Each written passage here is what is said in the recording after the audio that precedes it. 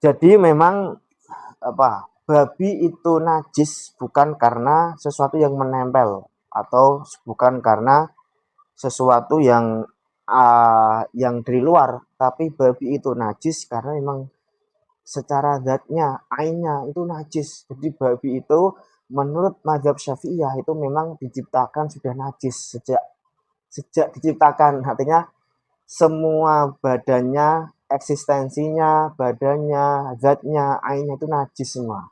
Bukan karena sesuatu yang menempel di dia atau kotor, bukan. Karena emang babi itu najis sejak dari awal, sejak dari sononya gitu loh. Sejak dari sananya gitu. Bismillahirrahmanirrahim. Assalamualaikum warahmatullahi wabarakatuh. Halo seluruh semua, kembali lagi bersama saya. Kali ini di halaman 123. Masih di buku Nabi Tidak Melakukan Berarti Haram. Judulnya adalah sepatu kulit babi. Bagaimana hukumnya gitu kan. Dalam proses pembuatannya, tentu kulit babi yang dijadikan bahan untuk membuat sepatu itu tidak bisa langsung dipakai, melainkan setelah proses pembersihan kulit itu sendiri sebelumnya. Karena tidak mungkin kulit yang masih kasar dan kotor itu didesain sedemikian rupa menjadi sepatu. Proses pembersihan kulit itu disebut dengan istilah samak dalam bahasa Indonesia dan disebut dengan istilah dibagoh dalam bahasa Arab, yaitu proses pembersihan kulit hewan dengan menggerusnya dan menghilangkan kotorannya, lemak serta bau busuk, entah itu dengan proses manual atau juga dengan mesin. Jadi sejatinya hukum memakai sepatu yang terbuat dari kulit babi itu kembali kepada permasalahan apakah penyamakan kulit hewan itu membuat kulit itu menjadi suci dan boleh dimanfaatkan. Kalau boleh, apakah kulit babi juga termasuk kulit yang menjadi suci dengan penyamakan atau tidak? Dalam hal penyamakan kulit hewan, apakah penyamakan itu membuatnya suci atau tidak? Ulama berbeda pendapat. Yang pertama, samak mensucikan semua kulit hewan kecuali kulit babi. Dua, samak tidak mensucikan kulit secara mutlak. Tiga, samak hanya mensucikan kulit hewan yang halal dagingnya. Yang keempat, samak mensucikan semua kulit hewan secara mutlak. Mari kita bahas satu-satu. Yang pertama, samak mensucikan kulit hewan kecuali kulit babi. Ini adalah pendapatnya mazhab Asy-Syafi'iyah dan dengan mazhab Al-Hanafiyah, bahwa samak itu mensucikan semua kulit hewan, baik yang dagingnya halal dimakan atau tidak, kecuali kulit babi. Dalil yang mereka gunakan ialah beberapa hadis Nabi yang diriwayatkan oleh Imam Muslim dalam kitab Sahihnya dari sahabat Ibnu Abbas. Idza dubigol ihab faqat tahura. Jika kulit itu telah disamak, maka ia telah suci. Dan juga dengan hadis lain yang juga diriwayatkan dari sahabat Ibnu Abbas. Ayyuma ihabin dubigo faqat tahura. Setiap kulit yang disamak, maka ia telah suci. Hadis riwayat Ibnu Majah. Hadis-hadis di atas dengan tegas menyatakan bahwa kulit hewan apapun itu hewannya. Karena redaksi hadisnya umum, jika telah disamak, maka penyamakannya itu ialah pensuciannya. Jika telah suci, maka boleh untuk dimanfaatkan. Dikecualikan kulit babi dan kulit anjing dalam mazhab Asy-Syafi'iyah. Setelah bersepakat sucinya kulit hewan apapun yang disamak, mereka bersepakat bahwa penyamakan tidak berlaku untuk kulit babi, kalaupun disamak, tetapi tidak bisa mensucikan. Karena mereka berpandangan bahwa babi itu najis bukan karena kotoran atau sejenisnya, tapi babi itu najis karena dia babi, zatnya. Salah satu dalil yang digunakan ialah ayat 145 surat Al-An'am. Qul la ajidu fima uhiya ilayya muharraman ala ta'imihi yata'amuh illa an yakuna maitatan aw daman masfuha aw lahma khinzirin fa innahu rijs. Katakanlah wahai Muhammad, aku tidak menemukan apa-apa yang diharamkan dari apa yang diwahyukan kepadaku berupa makanan kecuali bangkai, darah yang mengalir, dan juga daging babi karena ia adalah rijis atau najis. Jadi memang babi itu ainnya sendiri najis, zatnya. Status kenajisannya paten, bukan karena sesuatu yang menempel pada tubuhnya, melainkan karena memang ia najis. Karena memang itu najis baik hidup atau mati, maka apapun bentuk pensuciannya tidak akan membuat hukumnya berubah karena ia najis zatnya. Satu hal yang membedakan antara dua mazhab ini bahwa mazhab Asy-Syafi'iyah mengecualikan satu binatang lagi selain babi yang penyamakan kulitnya tidak mensucikan, yaitu anjing. Sama seperti pengecualian babi, menurut mazhab Asy-Syafi'iyah, anjing itu kedudukannya sama seperti babi yang najis. Itu ialah najis besar dan ia najis zatnya. Jadi status kenajisannya bukan karena apa-apa, melainkan karena ia anjing, zatnya anjing gitu ya. Sebagaimana diketahui masyhurnya bahwa dalam mazhab ini anjing dan babi adalah binatang yang kenajisannya ialah najis besar atau mughalladah, najis berat. Dikatakan mughalladah karena memang cara mensucikan benda atau tubuh yang terkena jilatan anjing itu harus dicuci 7 kali. Dan salah satunya dengan debu. Ini yang membedakan najis anjing dengan najis lainnya yang cara mensucikannya cukup dengan dihilangkan bekasnya tanpa perlu mengulang 7 kali bilasan. Ini dijelaskan dalam hadis riwayat Imam Muslim dalam kitab Sahihnya dari sahabat Abu Hurairah, "Idza walagal kalbu fi ina'i ahadikum falyaghsilhu sab'a marrat ulahunna aw ukhrahunna biturabin." Kalau anjing menjilat bejana salah satu dari kalian, maka cara mencucikannya ia harus mencucinya 7 kali. Dan cucian pertama atau salah satu cuciannya dicampur dengan debu atau tanah.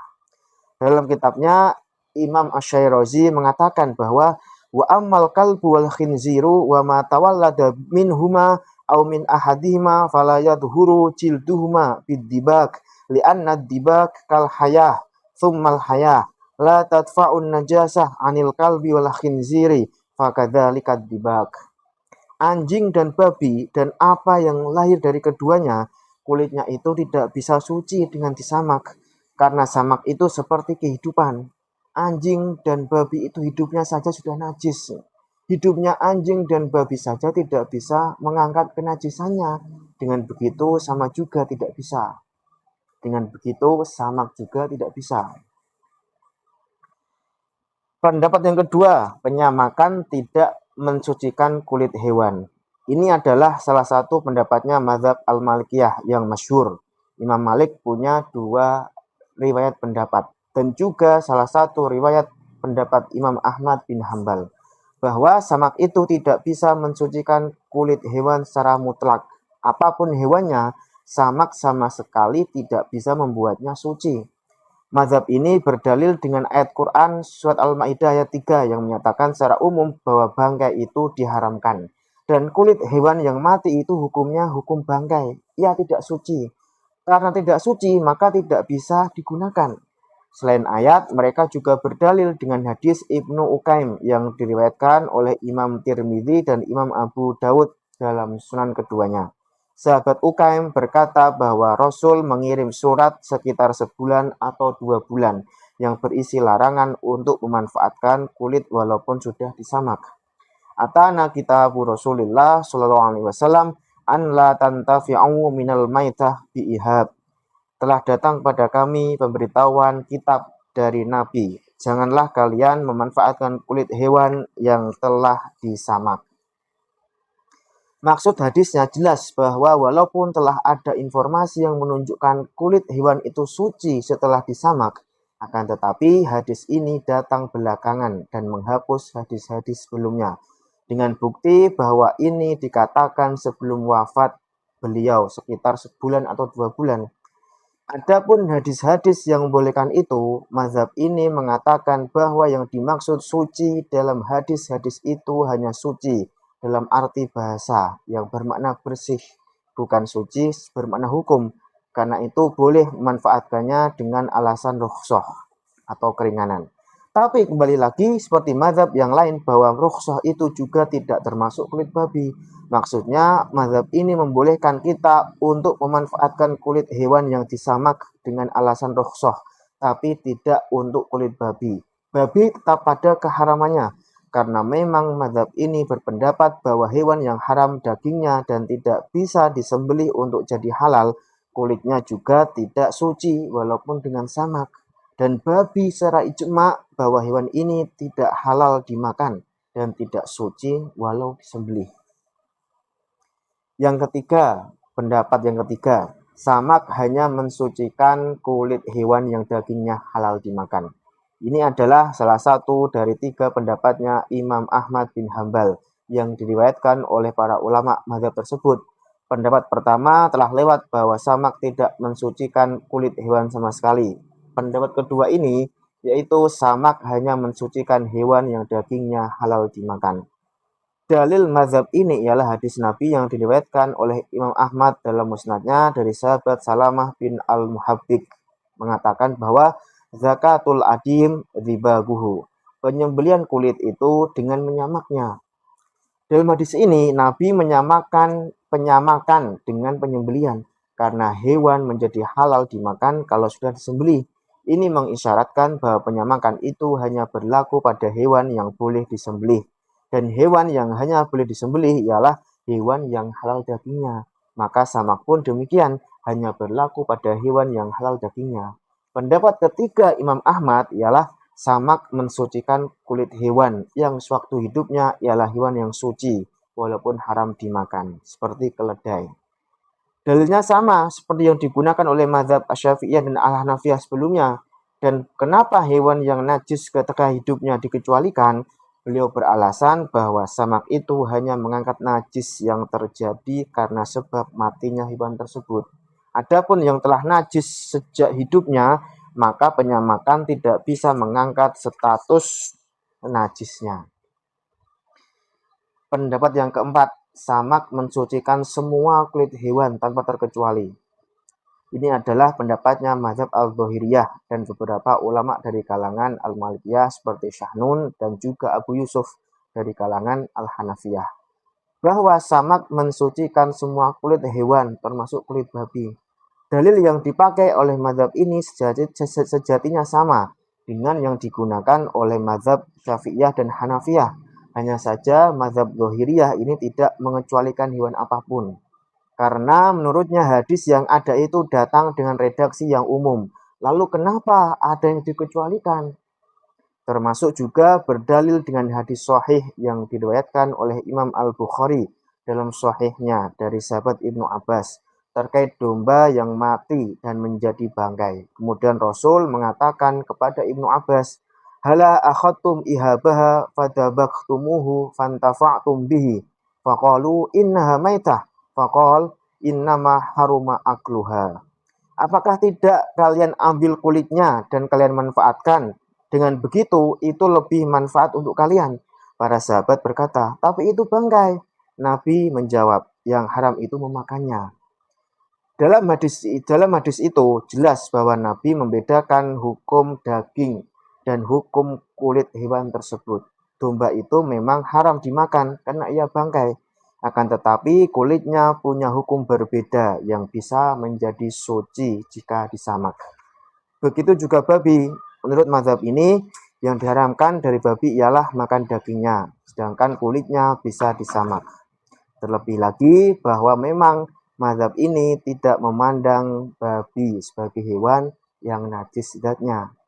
Terkait dengan hadis Ibnu Ukaim yang menjadi dalil mazhab Malikiyah, dikatakan bahwa hadis ini tidak layak untuk dijadikan dalil karena memang sanadnya tidak kuat. Artinya hadis ini ada cacatnya. Karena dalam riwayat lain dikatakan bahwa hadis ini muncul sebelum wafatnya Nabi setahun. Ada yang bilang juga 3 hari sebelumnya. Intinya tidak ada kesepakatan redaksi dalam hadis ini. Itu bukti bahwa hadis ini tidak kuat karena banyak riwayat yang berbeda. Dan juga disebutkan oleh beberapa ahli hadis bahwa hadis ini diragukan sampai ke Nabi. Karena Ibnu Ukaim pun diragukan apakah dia sahabat atau bukan. Terlebih lagi bahwa dalam hadis ini pun Ibnu Ukaim tidak langsung mendengar dari Nabi. Ini yang dinamakan dengan hadis mursal. Dan pendapat ini juga yang banyak diikuti oleh beberapa ulama kontemporer belakangan ini. Salah satunya ialah Dr. Abdullah Al-Faqih, sebagaimana yang termaktub dalam fatwanya di Bank Fatwa website islamweb.net. Hukum sepatu kulit babi. Melihat apa yang sudah dipaparkan di atas, kulit babi yang disamak itu suci menurut satu pendapat, dan pendapat lain mengatakan samak tidak bisa mensucikannya. Yang pertama, kulit babi najis. Ini pendapat mazhab Hanafi, Maliki, Syafi'i, dan Hambali. Mayoritas hampir semuanya sepakatnya. Kemudian pendapat yang kedua, kulit babi tidak najis. Ini mazhab Az-Zahiriyah. Ini pendapat yang menyendiri, yang syadz ya kalau dalam bahasa fikihnya. Kesimpulannya bahwa mayoritas ulama mazhab fikih melihat kenajisan kulit babi walaupun telah disamak, hanya mazhab Az-Zahiriyah. Maka jika mengikuti pendapat jumhur, sepatu kulit babi tidak boleh dipakai karena itu najis. Karena najis itu haram dimakan, maka ia haram juga dimanfaatkan, serta masuk dalam kategori sesuatu yang tidak boleh diperjualbelikan karena kenajisannya, kecuali dalam keadaan darurat. Akan tetapi, jika menganut mazhab Az-Zahiriyah, maka tidak mengapa memakai sepatu yang terbuat dari kulit babi. Tidak ada larangan. Wallahu a'lam.